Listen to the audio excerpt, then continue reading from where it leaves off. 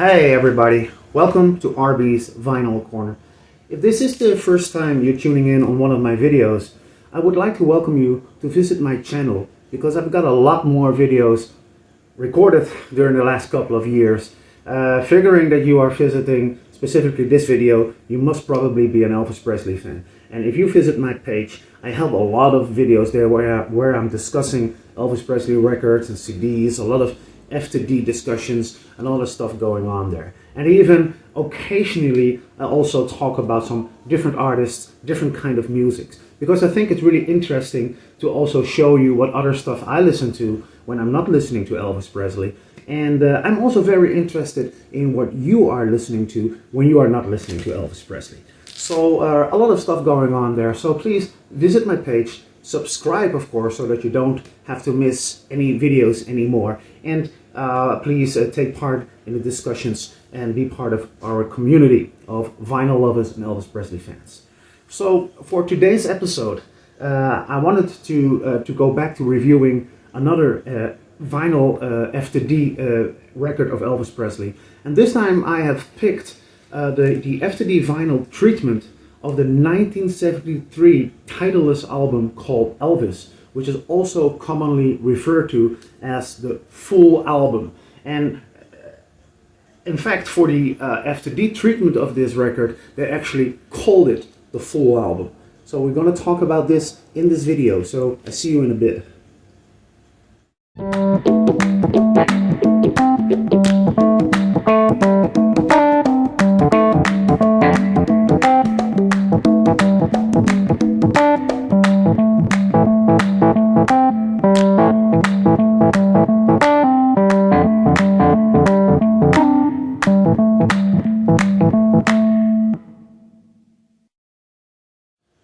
So the idea of coming up with an FTD review video about the full album actually came when I was listening to this record.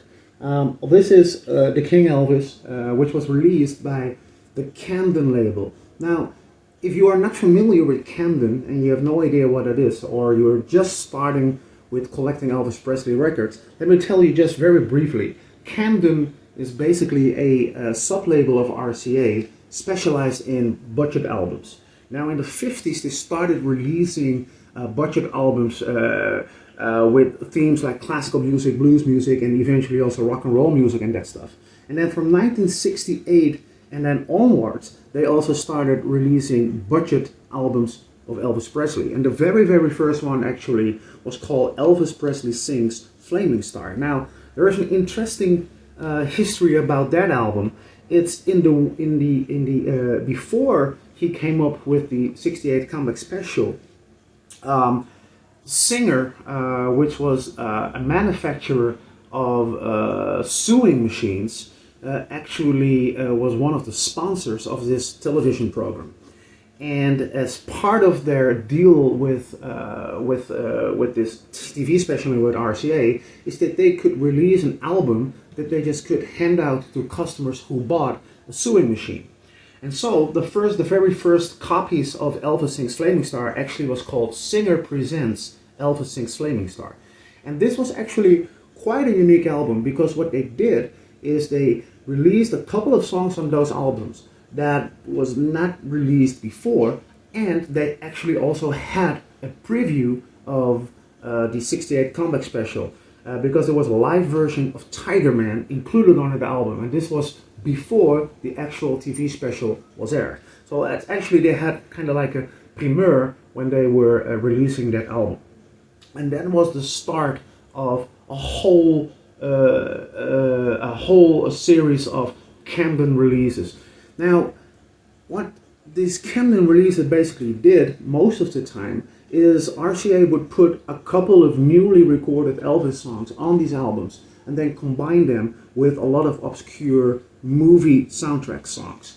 And most of the time the playtime of these albums were very, very, very short. Sometimes just like 10 minutes per each side with just a couple of songs. But they were great for people on a low budget, and also for new fans to actually discover Elvis Presley stuff. Some of the stuff that was not really hit material, but some more of the obscure stuff.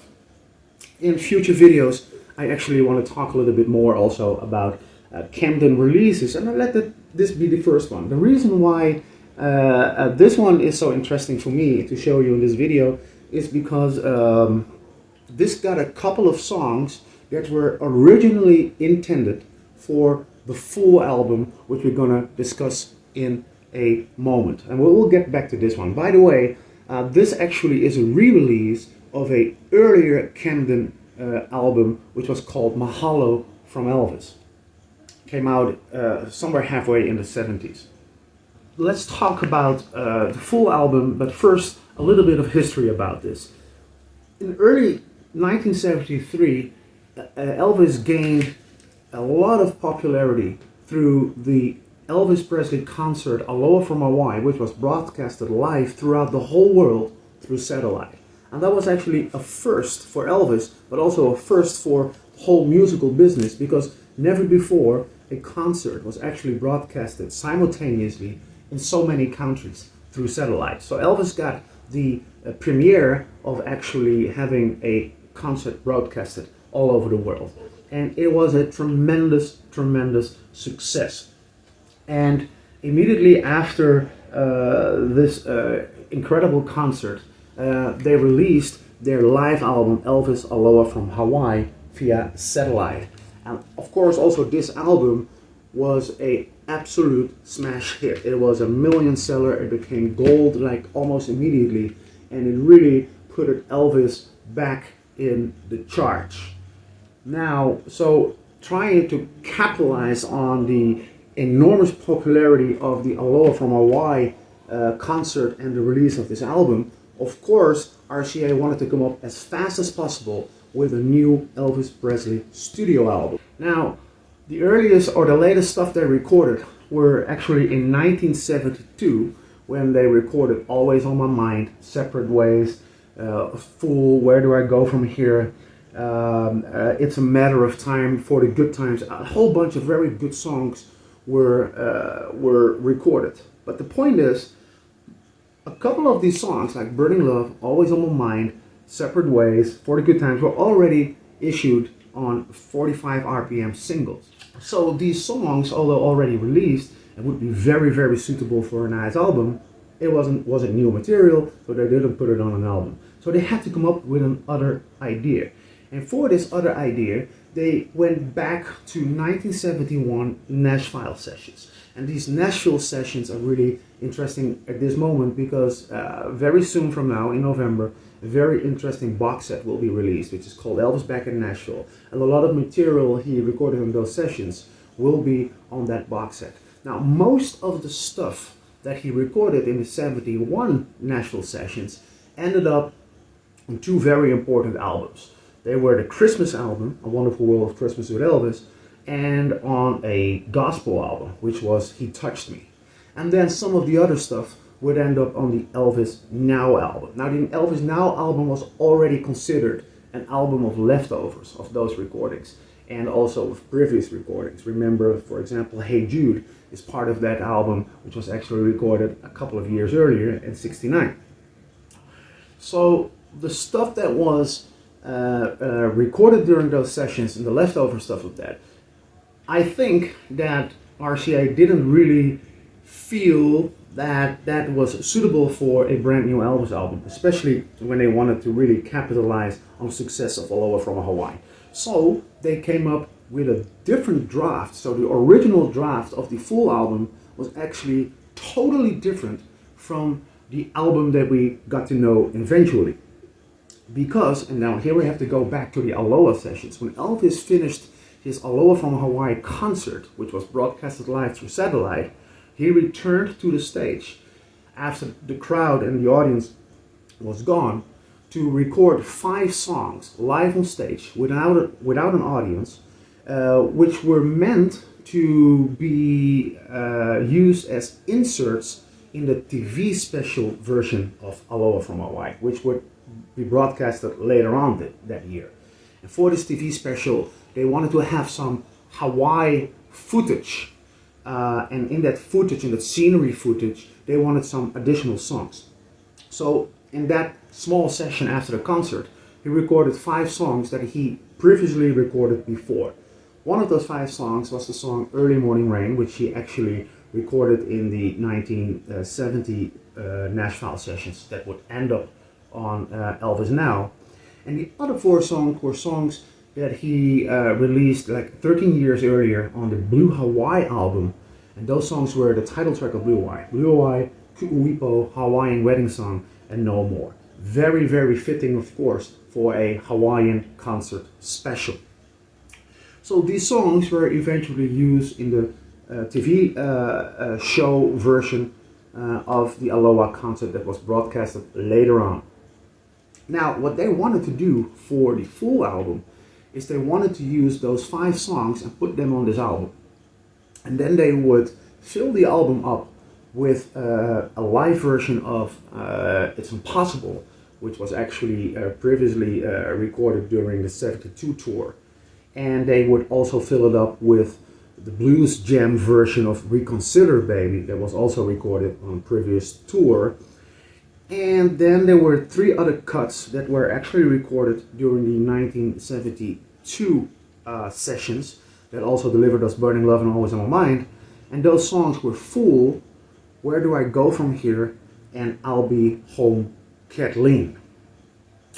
And those 3 songs would be put on the album as an addition. That would make a total of 10 songs that they needed to come up for a full album. Now, that was the original draft of the album.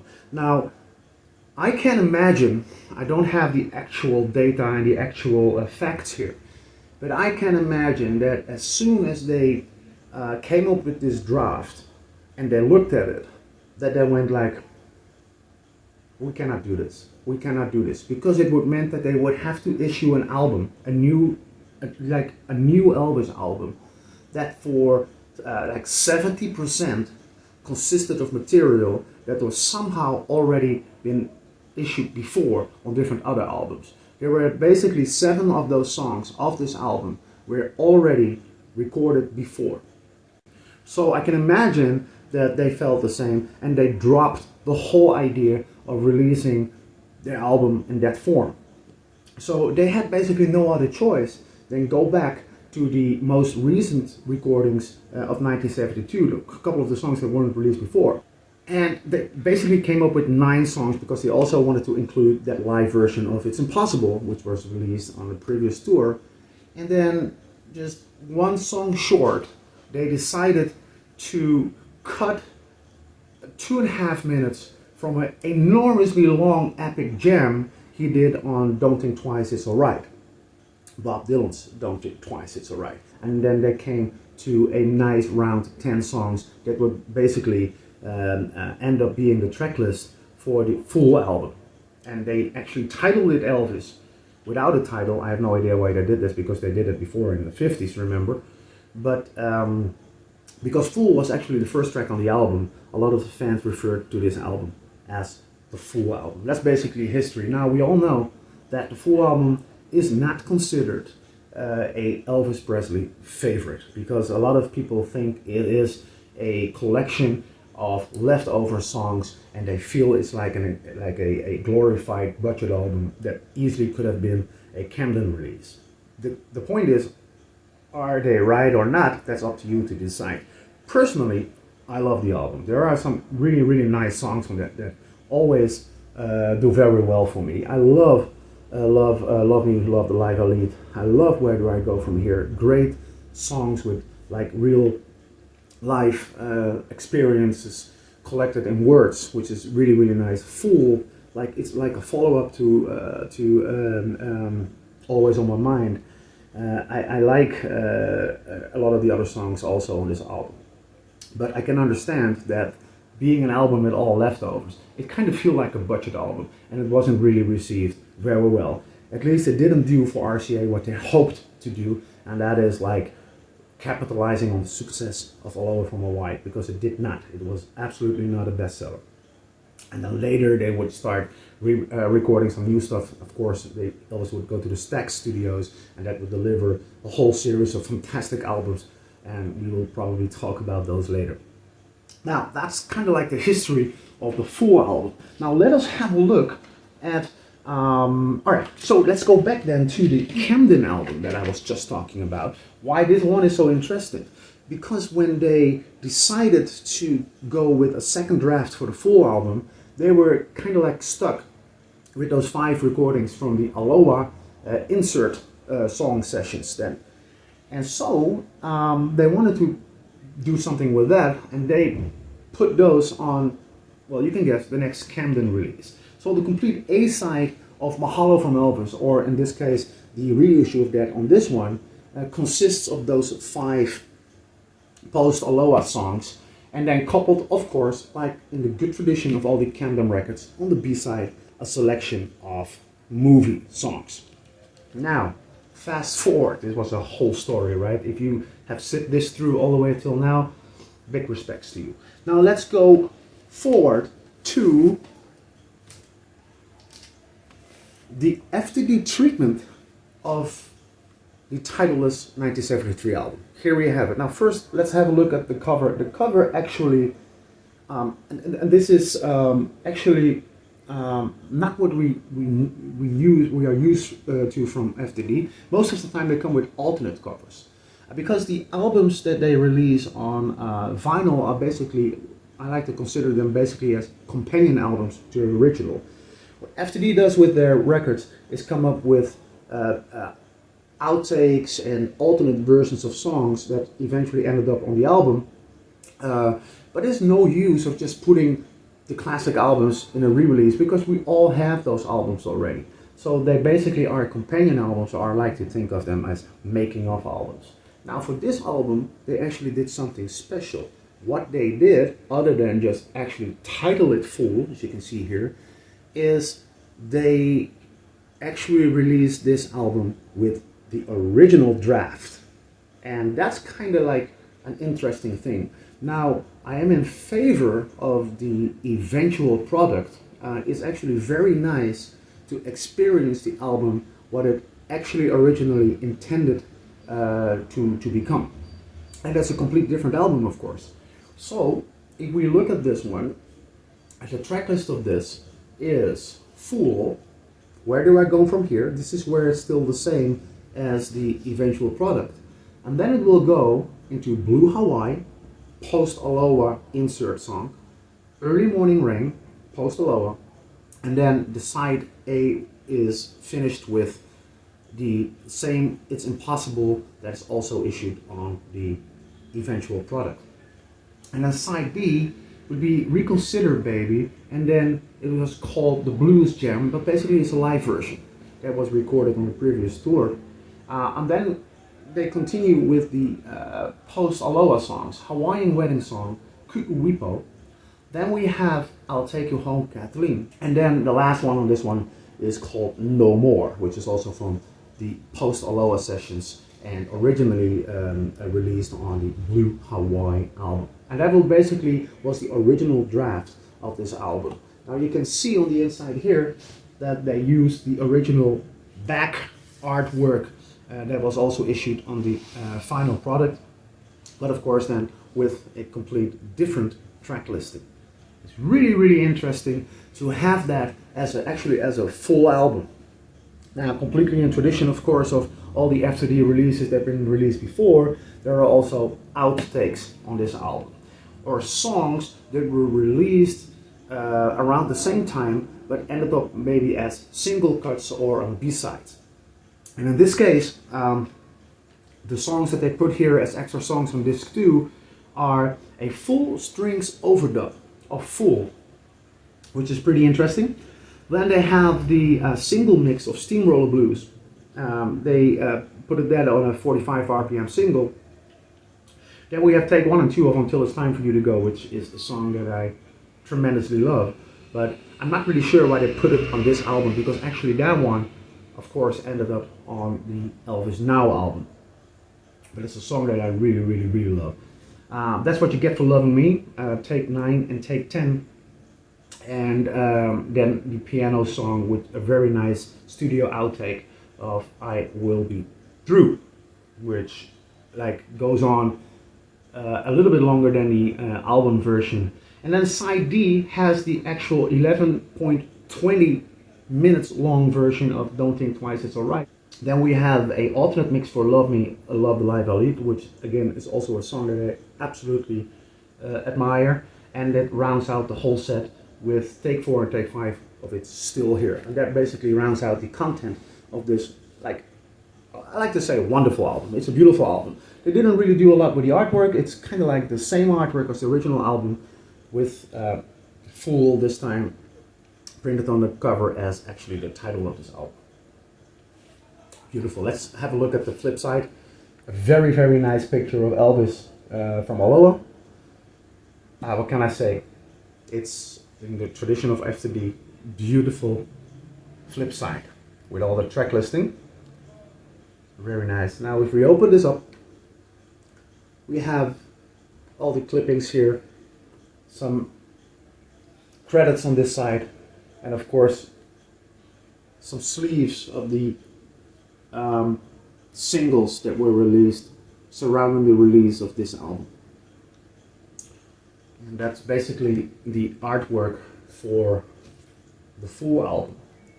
Sound wise, like we can expect from FTD, it's mastered at Abbey Road Studios in London, and they really it's really like the sound is amazing. Now we have a look at the vinyl itself, of course, which is not really special. It's 180 grams vinyl, beautiful black, nice cut with the orange RCA label, as we get to know so well from all the end of the 60s towards the 70s releases. So that's actually very nice, and it has also the Dynaflex logo. Wonderful album. If you don't have it, I can highly recommend getting it in your collection, if only for the historical significance of the original draft of this album. It's really cool to listen to that. I also, again, I totally understand why they did not continue, went through with this, because not only like sound-wise, they are completely different recordings if you put them next to the studio recordings, but although it's historically significant, it's a strange bunch of music together, and eventually the final product of the full album, in my very humble opinion, is a better draft. Again, we can argue a lot about the quality of the songs and the quality of that album. Sometimes albums don't do so well, but can have emotional value for the listener. Now, I'm really looking forward to the release of the Back in Nashville set that will come out in November. It's going to be a 4-CD set focusing on all those wonderful recordings that would end up on the Christmas album, on the Gospel album, on the Elvis Now album, and also for a large or big part on the full album. And I'm really looking forward to that. Of course, when that is released, I will take it and review it here on my channel. Basically, that's it. Well, if you like this video, please give me a thumbs up, comment in this video, and just let's start some discussions there. Tell me what you think of this album. Tell me what you think of the original draft of this album. And of course, subscribe to my channel if you didn't already do so. And hopefully, I will see you again in the next episode of RB's Vinyl.